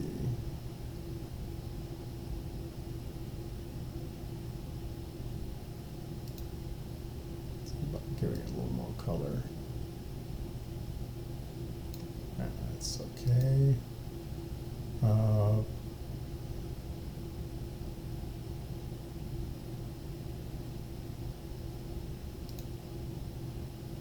This is where I just play around with the hues.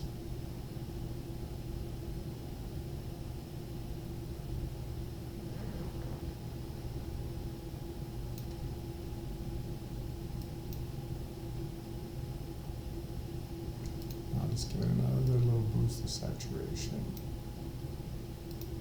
Okay, now let's close the preview. Let's take the mask and invert it. And let's see what we can do with the other side. We'll go to preview. We'll leave it in saturation and see what comes up.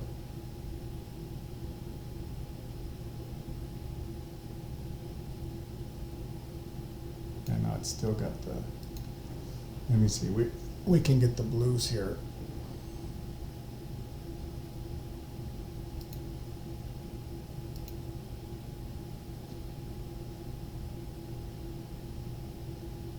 Get rid of this mask.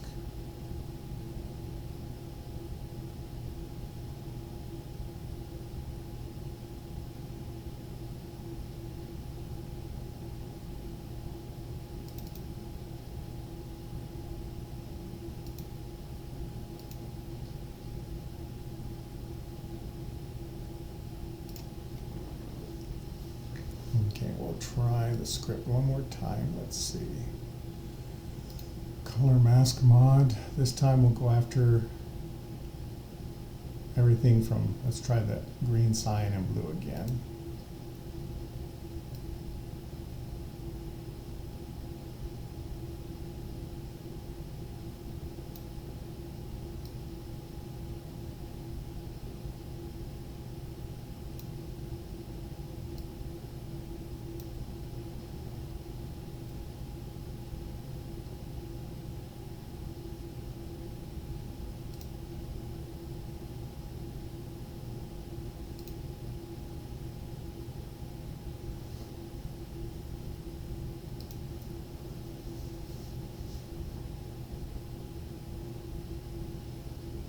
That's still not what I want.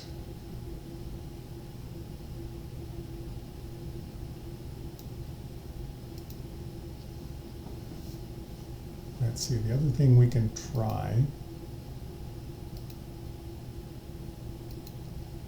there's a hue range that we can use here. So let's zoom in right here. And we want to start the hue, let's say right there. And let's see where we get ourselves.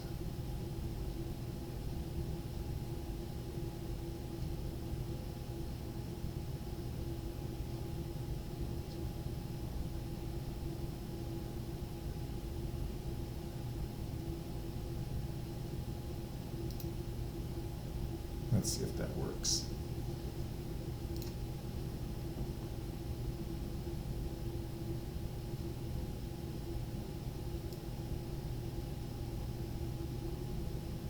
That might work. Let's try that.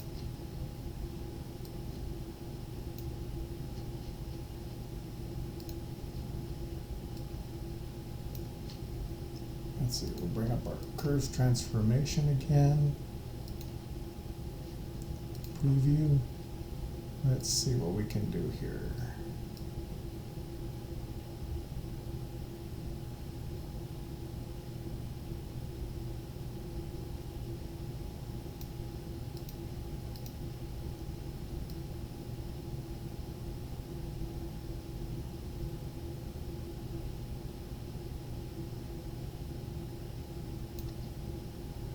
So I boosted the lightness. Let's reset that. Let's try color and see what we get.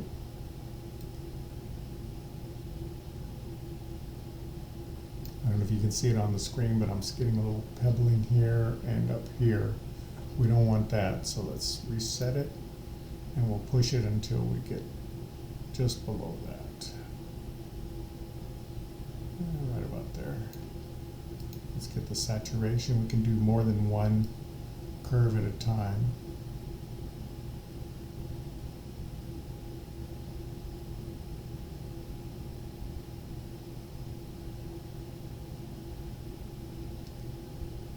The same, we'll apply it, we'll reset, we'll just stay on saturation.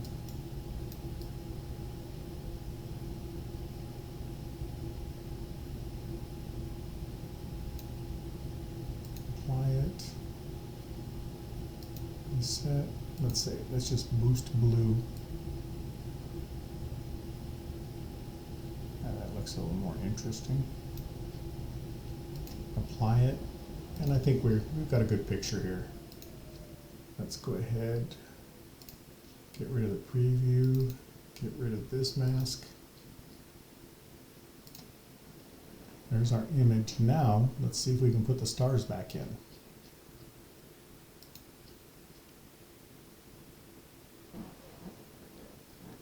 So we're going to go up to Script, to Utilities, and we use star reduction when we reduce the stars and pull the stars out of the image. Now we're going to use another script called Screen Stars. Same two people, Bill Blanchard and Mike Cranfeld, put this together. So we're going to replace the stars. Our starless image is Veilmaster Clone Starless. So we'll look for that one. So there's that one. And the star view is just called Stars. Click on that. There's the image. Now we're going to create a new image. That way we keep everything left alone. And let's see. We don't need to worry about profiles. Just hit our green check mark. And now we're going to build up our final image. So we close it down. Let's close down the starless. And let's look at our image now.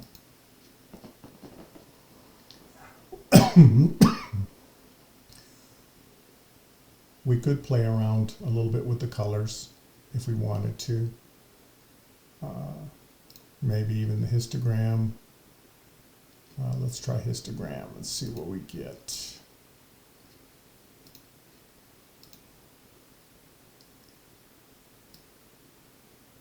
So we want to bring down the darkness maybe a notch. Maybe bring up.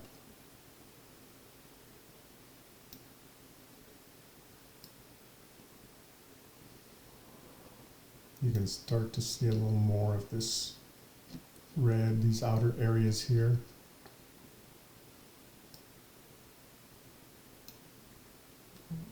Black.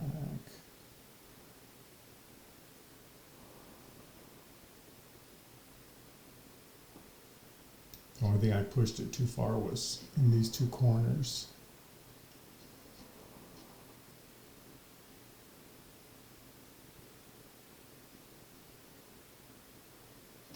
Let's see, let's reset it, see where we're at.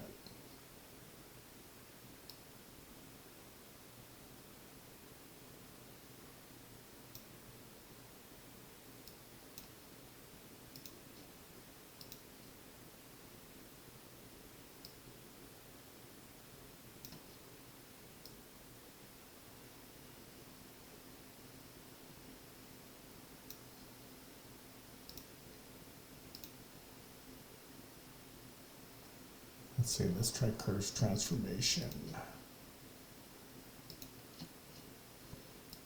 Process, all process, curves transformation, preview. Let's see about bringing.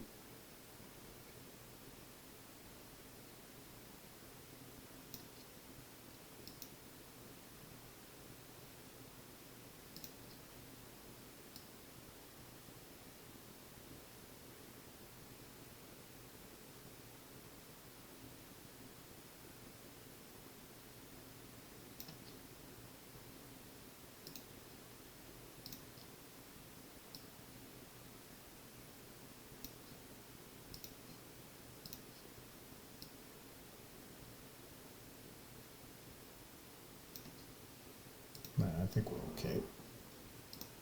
Let's try one more thing. I'm going to drop this because I'm going to go back to our starless image. I'm going to try to clean up that image. So this one I'm going to delete. Okay, now this one, if I can find the process.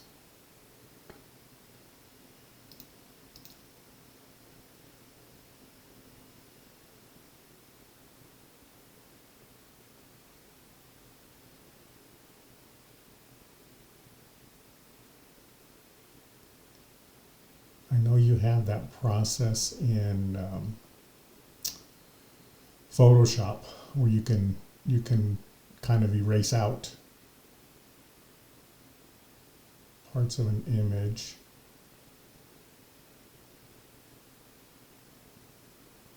Let's see if I remember where it is.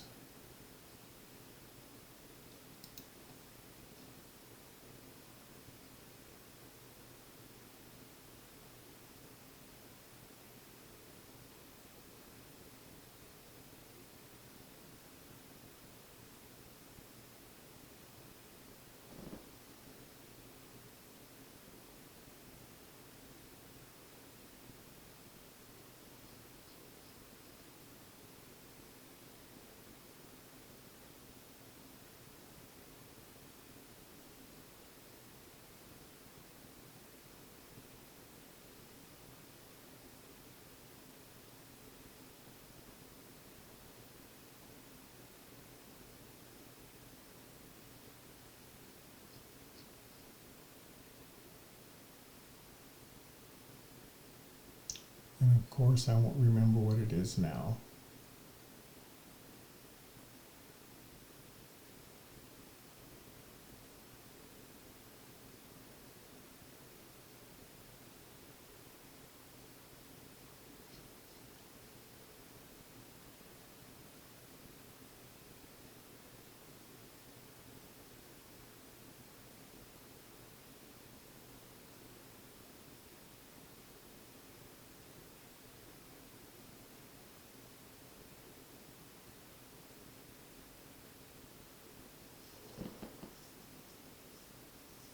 Oh, what's that? Yeah, it's under scripts, utilities, game script. There we go.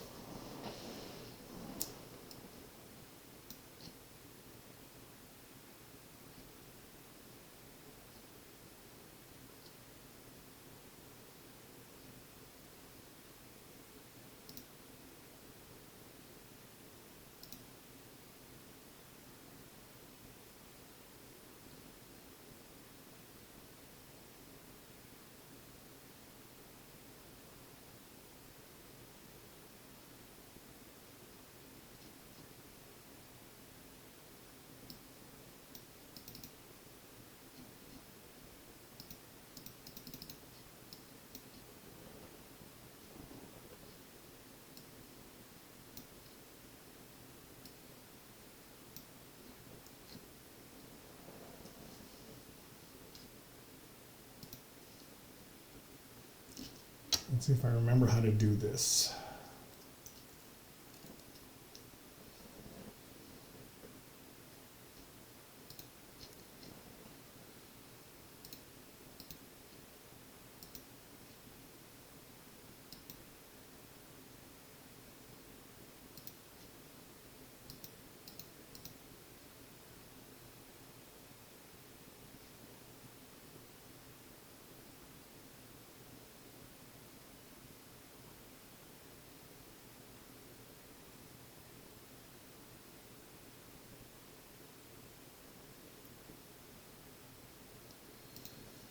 Yeah, I'll probably get this wrong, but there's a way I can erase that blue that's down there.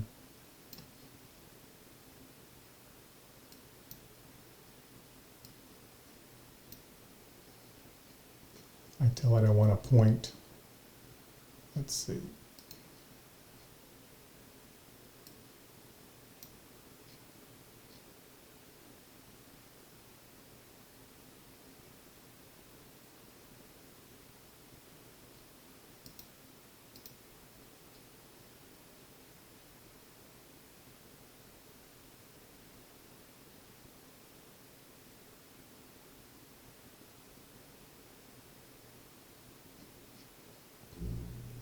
I'll have to make this part too when I can remember how to do it.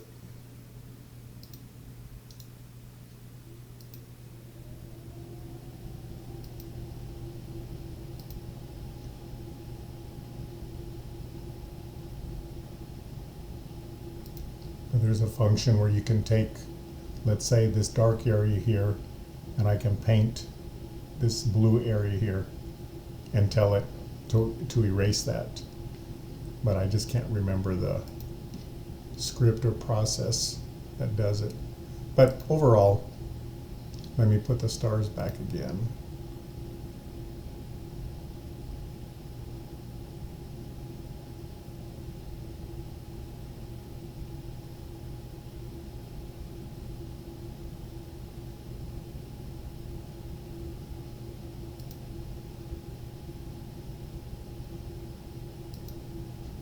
Sorry. I'll remember it next time. But yeah, let me put the stars back.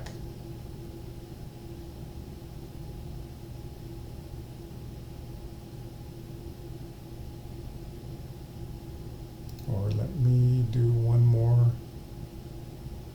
color mod.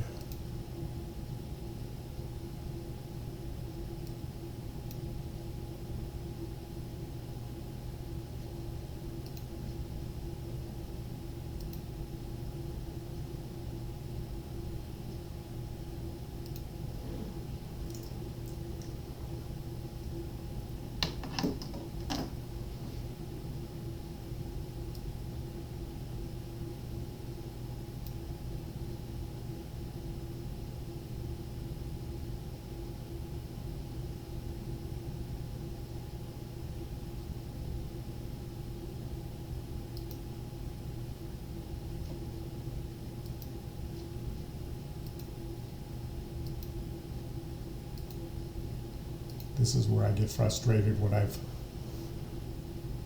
gotten this close.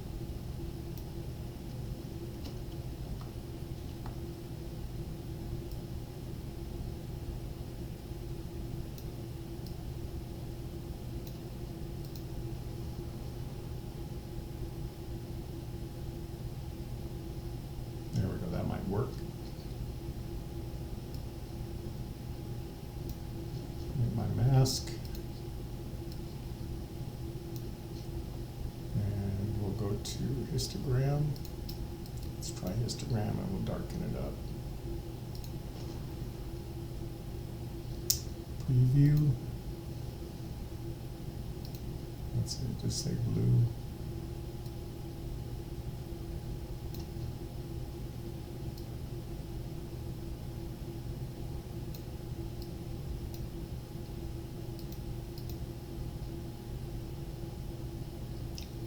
Let's go curve set.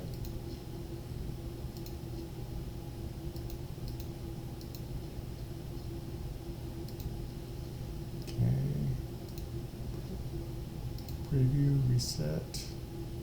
Let's take the blue.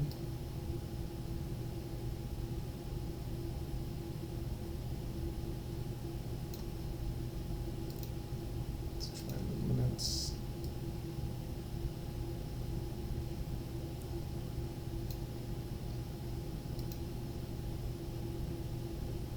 Let's try luminance again. I think we got it.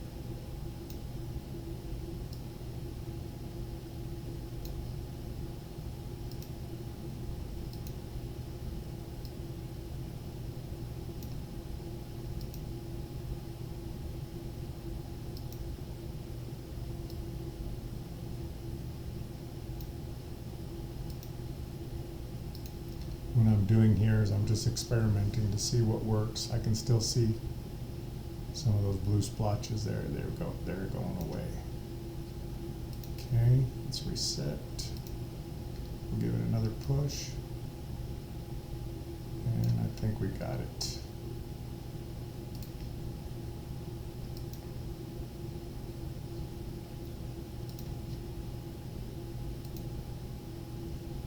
Get rid of this mask. Now we can put the stars back together again.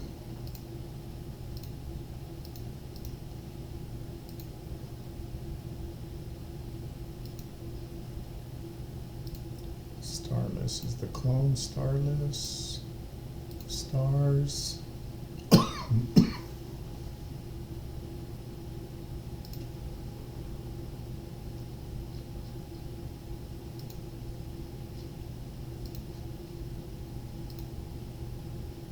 There we go, that looks a lot better.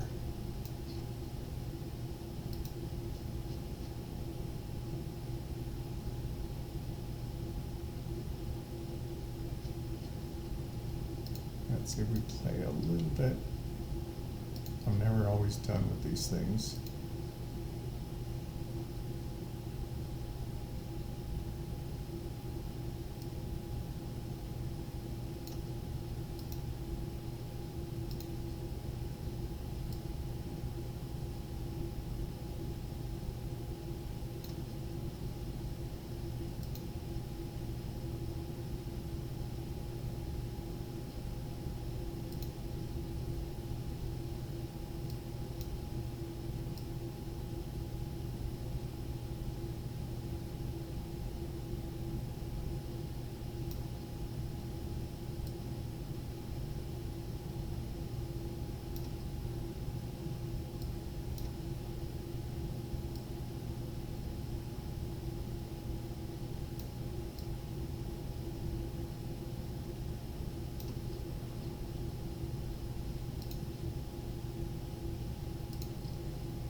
And I think we got a finished image. That's not too bad. But I think that's a long enough lesson for today. I'm still working on Photoshop. I'm hoping I can get more out of Photoshop and or GIMP or Affinity. I've got all three of them floating in my computer. But I think that turned out pretty good. Tell me what you think. Like I said, I'm going to post this up, and then as soon as I can get all the details for the scripts and everything else like that, I'll post those onto YouTube, and then you can go to those links and pick up those scripts. But for now, I guess that's all. Thanks.